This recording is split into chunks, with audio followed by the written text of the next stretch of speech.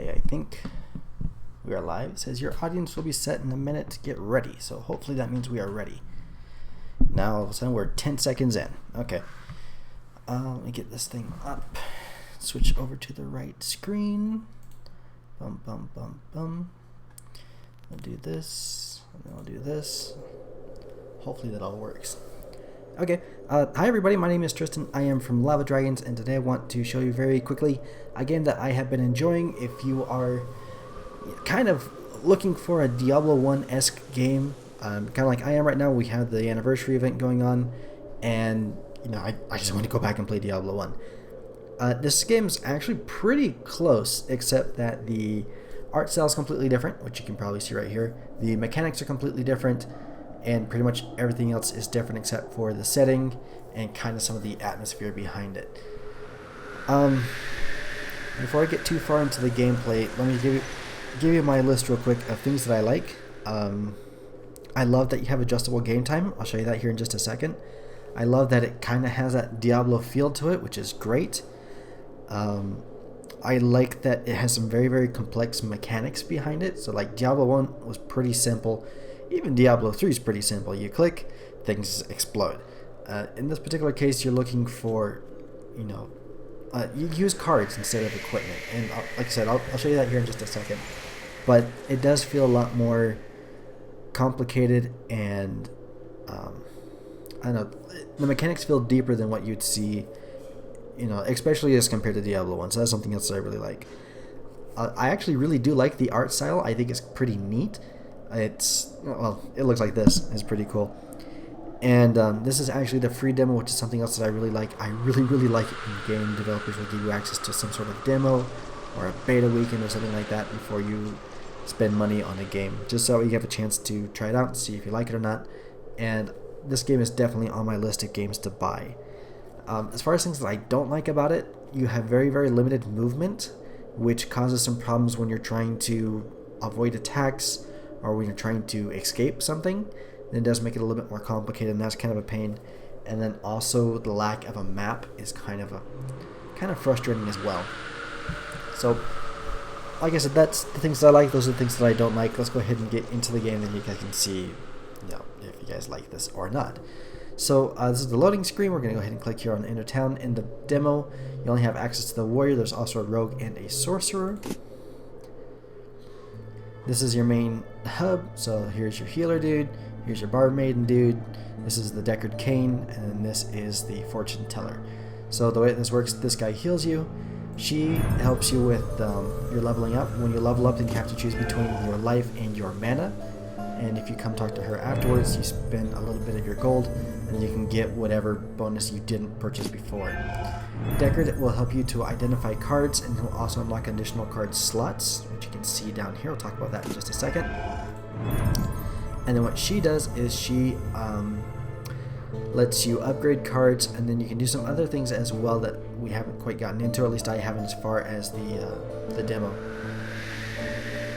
Also, you see there's an option here to charge cards. That would work for something here like your health potion card. This has a limit of 4 uses, and so if I were down to just 3 uses, then I can come over here, give her a little bit of money, and then she will give me that additional charge. So that'll bring me back up to 4. Yeah, so that's that part. Let me show you the card system real quick. As you can see, we have our toolbar up here on top, and they are filled with cards. So what the cards do is, cards are your equipment, like this right here. Cards are your items, so it's your health potions, and cards can also be your skills, which you can see down here, your spell cards. So I have one spell card, which is Mighty Blow. This lets me hit things really hard. I have my health potion right here, and then I have another one called Shadow's Sword. This is kind of a passive bonus. Whenever I attack one enemy, then it will also attack one other enemy that's within range. So that's kind of neat. But yeah, there are a whole bunch of these different things, and I haven't unlocked all of them. I'm not sure how many you can unlock in the demo. I've only unlocked a few, but that's that part. You have your life over here, which is pretty simple and straightforward. Your mana is a little bit different. It's divided into 2 different colors. Blue mana is used for spells, and then green mana is used for your artifacts or your passive bonuses. So like this right here, as you can see, it says it costs 6 green mana, whereas this costs 1 blue mana. And so what happens is it takes my full mana pool of 10 mana and it subtracts 6 of that, turns it into green mana, which is always dedicated to this one skill. And then the remaining 4 mana goes out to my spell. So that's how that works. Alright, trying to think what else I need to show you guys. I think that's pretty much it. Character sheets. Here's all your information. Yeah, so let's go ahead and head over to the crypt. So you play through floors. Whoops, I didn't mean to go out. Don't scroll up if you're trying to stay in. So you have different floors that you can go through, and we want to work on this floor right here. And I haven't unlocked it all the way yet, but you can see it right here. This is called flex time, or flex scope, excuse me. And what this does is it makes the actual gameplay variable for you. So if you only have 7 minutes to complete a quest, so like say you only have 10 minutes before you're supposed to be somewhere, before you're supposed to leave, then all you got to do is you pick the very small map, okay? And then if you have more time, you can click on the small map, and that brings it up to like 10 minutes. And that adds in an extra layer or level of game. And you can go down to the very big, which obviously is going to take significantly longer to complete the quests, but you'll get more rewards from it. So for example, with the very small, you'll get 5 rewards, and you get the 3% progress, and then you get this amount of gold. If you play small, then this goes up to 9, this goes up to 7, and then this goes up to like 5,000, something like that. So we'll go ahead and start the game because we've only unlocked very small so far. And then what we have here are the 2 floors for this particular round that we want to play through, right? So we can see up here on this first floor we have skeletons, our skeleton warrior, we have our shielded skeleton. These guys have a really interesting mechanic. In order to kill something, you click on it, right? I mean, that's common with all these kind of games. But since this guy has a shield, first you have to click on his shield in order to destroy it, and then you can take out his hit points, which is kind of neat. Your skeleton archer, which are just annoying because all skeletons with bows and arrows are bad. You have your flying wild hog. These things explode and do poison damage. And then I forget what this thing is, but it's also looks like it's going to be poison. So let's go ahead and get started. I'm just going to play through this first map here, these first couple of levels. That way you can kind of get an idea of what the game is like. And we'll keep it pretty short because I suck at doing anything like commentary and things like that. There we go, we just leveled up. Cool, let's kill these guys real quick. There's a shield I was telling you about. Yeah. Cool.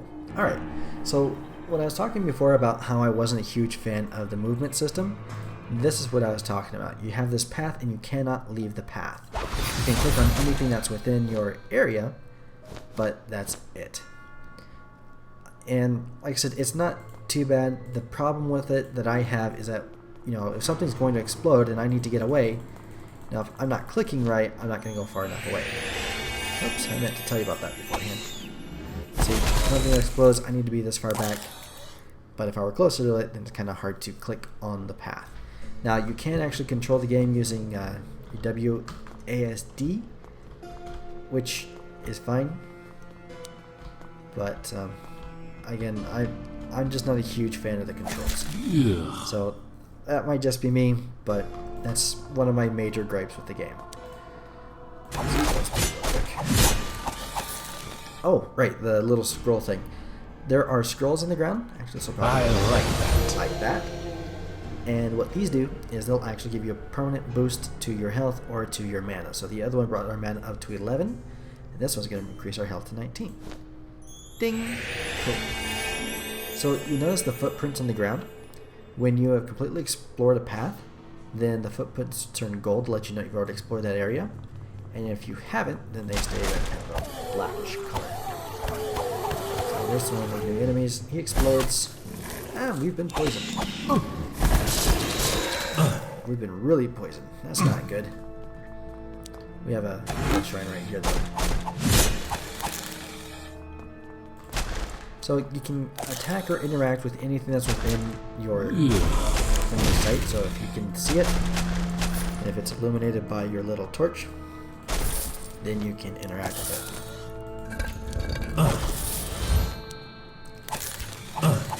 So that kind of helps.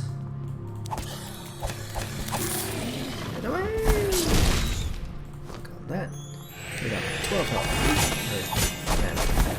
Which is good because we actually need to equip another item. So let's equip another item real quick. I want to equip this like that. And so what this will do is whenever we get hurt in battle, then there's a 40% chance for it to spawn a new heart. And these are our hearts. So it just helps us to recover life a little bit. These things real quick.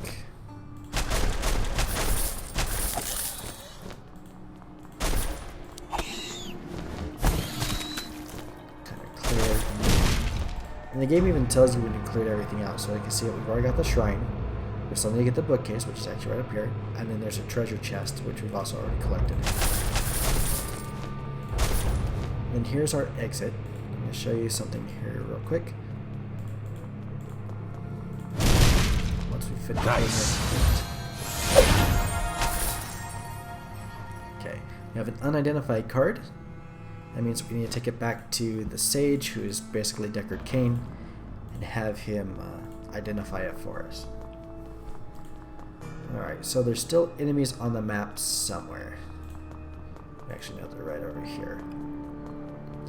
So we've actually collected all the good stuff. So like I said, we already have the chest, we already have the bookcase, we already have the shrine. I know. I realize we can hit them through doors like that. You can see the little hearts right there.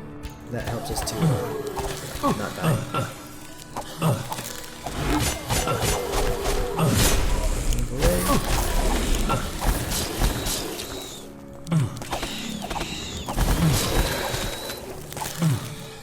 Cool, we survived.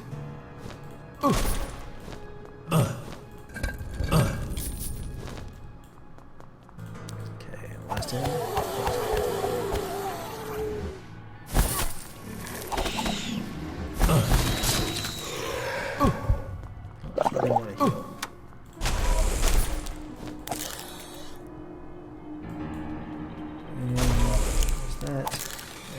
Okay, the level is now cleared. We have beaten the level.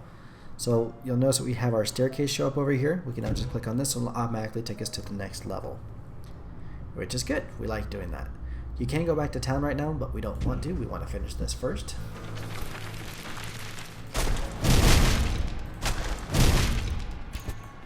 I think there's a boss on this level. There's a gargoyle. Yeah, we just leveled up.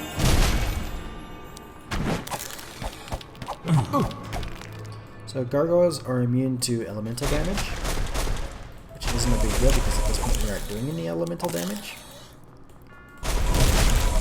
Yeah. In case you guys can see that I kind of clicked on a little bit quicker than I intended to, that was a pile of crap. Which is kind of funny because how often do you pick up crap in Diablo 1? At least these guys actually say, hey, you just picked up a pile of crap. Which I think is fun. Pop that. Okay. Well, there is a boss somewhere around here, so we need to be cautious. Poison, whenever you kill something with poison, and they explode like that, if there's any other poison elemental enemies in the area, then they'll actually be healed. But if they're not poison elementals, then they'll actually take damage. So you can poison the enemies using poisonous enemies. Here's the boss. So bosses have different stages, and that will show up right over here. We're just going to try and kill this as quickly as possible. Now he's moving on to his next stage. So I'll try to click back.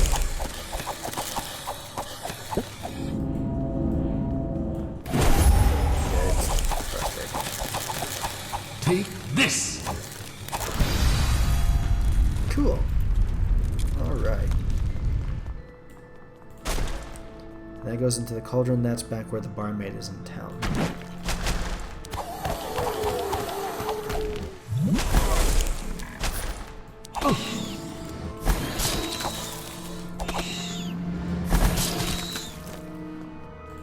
Open up the shiny chest.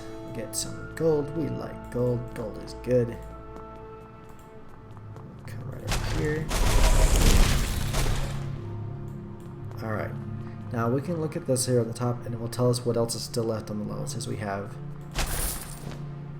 1 barrel remaining. Can we see the barrel anywhere? Oh, we got them all. There it is. Level cleared.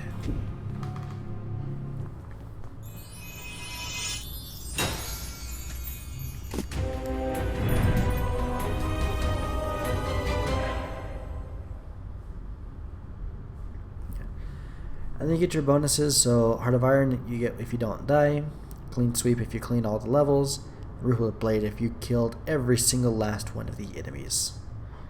And we didn't get any stars because it's not available. And then as you progress, you can unlock different avatars up here, which is also kind of neat.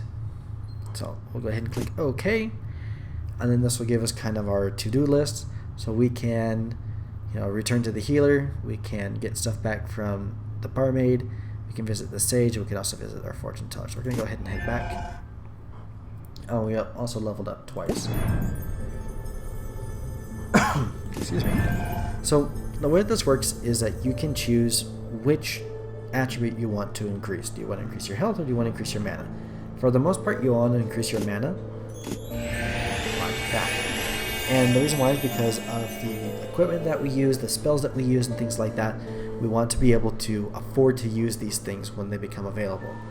Now, just because you chose one of those and you didn't choose the other doesn't mean that the other is now gone. If you come back over here to the barmaid and you click here on the magical cauldron, you can actually get those other skill points that you didn't choose earlier and add them to, your character as of now. Now, one of the things I haven't been able to test yet because I haven't actually purchased the game yet is it says that when you take these, then you're losing out on that. How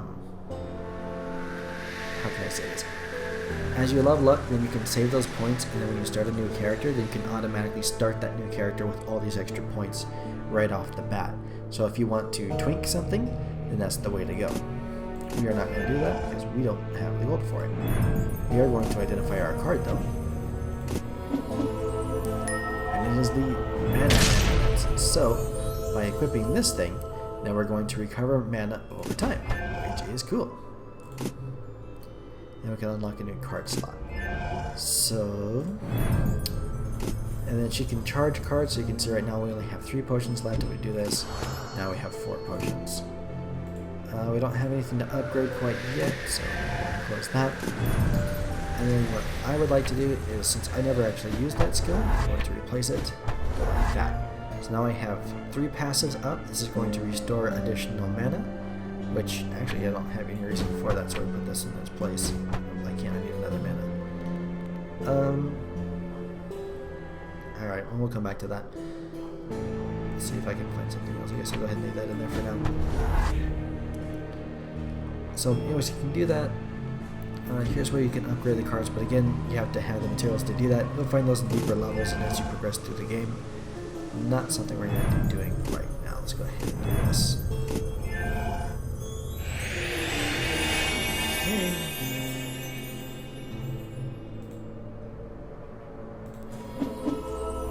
Ooh, a moon rune. Okay. That's actually what we used to upgrade cards. So that's good. Ah, so you came across a... It cost gold. Okay, so we'll go ahead and do this. Drop that right here. Bring this right over here. And if we had 1,000 gold, we'd be able to upgrade this right now, and it would make this do more damage.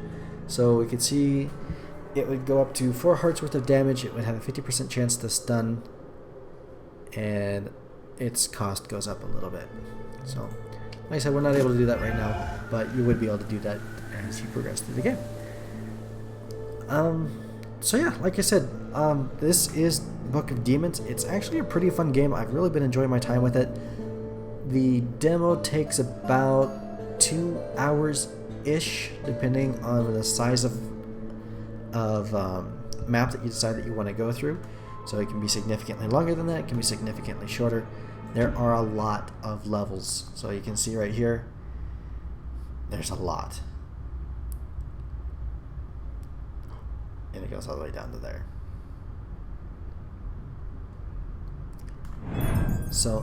Let's go ahead and close out of here.